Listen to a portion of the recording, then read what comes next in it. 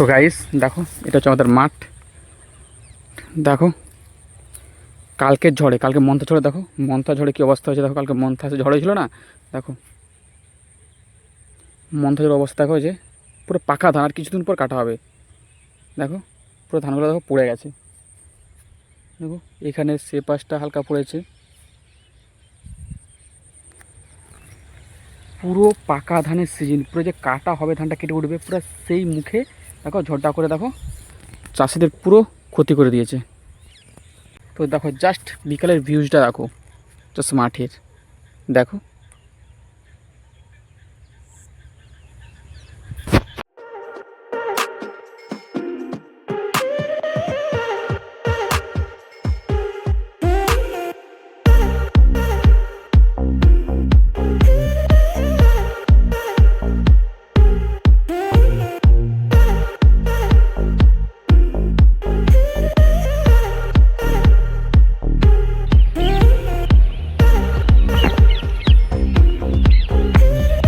তো just guys দেখো,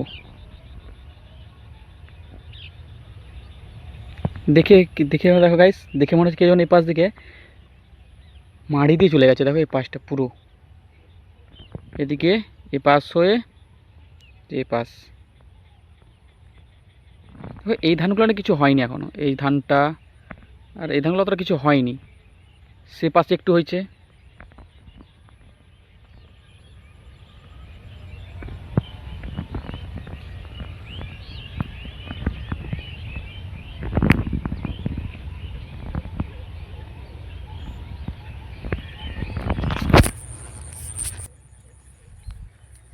প্রচুর এগুলো যখন কাটা হবে না, প্রচুর এগুলো প্রচুর কষ্ট হবে এগুলো কাটতে। এগুলো কাটতে প্রচুর, মানে যখন মেশিন চালাবে না এগুলো প্রচুর কাটতে কষ্ট হবে, এবং এগুলো না বেশি ধান পড়বে। এই পাশটা দেখো, এই পাশগুলো অতটা কিছু হয়নি।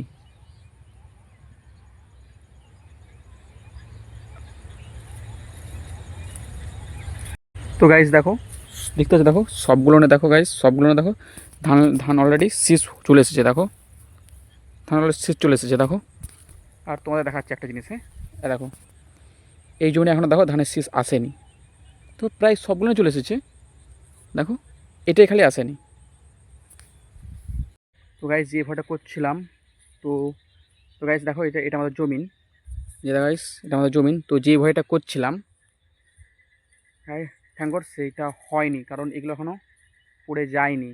কারণ অলরেডি তুমি দেখতে পাচ্ছ যে সেই পাশেরগুলো না, যে সেই পাশেরগুলো না পুরো পড়ে গেছে, কারণ সব পাকা ধান পুরো পড়ে গেছে, ধানগুলো পুরো পড়ে গেছে। এই পাশেগুলো কিন্তু দেখো, এই পাশেগুলো কিন্তু অতটা কিছু হয়নি। দেখো এই পাশেগুলো কিছু হয়নি।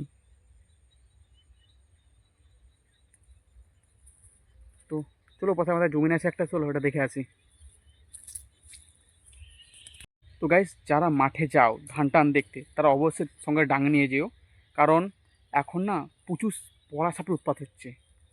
কারণ আমাদের এখানে রিসেন্টলি কিছুদিন আগে একজনকে কামড়েছে, জাস্ট জমিনে সার দিতে গিয়ে সে কামড়েছিল, সে ভর্তি ছিল এবং তাকে 3 দিন পর আবার ছেড়ে দেওয়া হয়, সে ভালো আছে এখন। তো তাই বলছি সবাইকে, যে যারা মাঠে যাও তারা অবশ্যই সঙ্গে একটা ডাং নিয়ে যাও।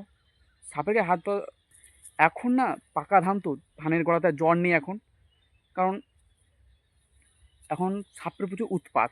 বড়া সাপ বেশিরভাগ, বড়া সাপগুলো জানো বেশিরভাগ, যে বড়া সাপগুলো, যে বড়া সাপগুলো বেশিরভাগ এই যে এই দেখতে পাচ্ছি এখানে সাইডে সাইডে চড়তে থাকে। তো রিসেন্টলি কিছুদিন আগে আমাদের এখানে একজনকে কামড়েছিল সার দিতে গিয়ে, জমিনে সার দিচ্ছিল, সার দিতে যেয়ে কামড়েছিল। তাই জন্য সবাইকে বলছি যে সঙ্গে করে একটা লাঠি নিয়ে যেও।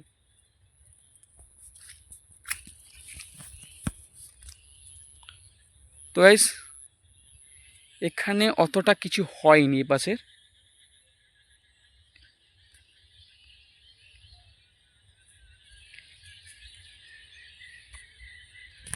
ঠিকঠাক আছে। কিন্তু আমি দেখতে পাচ্ছি যে ওই পাশে দেখতে পাচ্ছ না, ও পাশে দেখছি কিছু কিছু ধানগুলো দেখছি শুয়ে গেছে, ওটা পুরো পড়ে গেছে ধানগুলো একদম। এ পাশেগুলো কিন্তু কিছু হয়নি, ওই দূর দূরান্ত যেগুলো আছে ওগুলো পড়েছে। আর কিন্তু দেখো যতদূর চোখ যাচ্ছে কিন্তু আর অতটা কিছু হয়নি।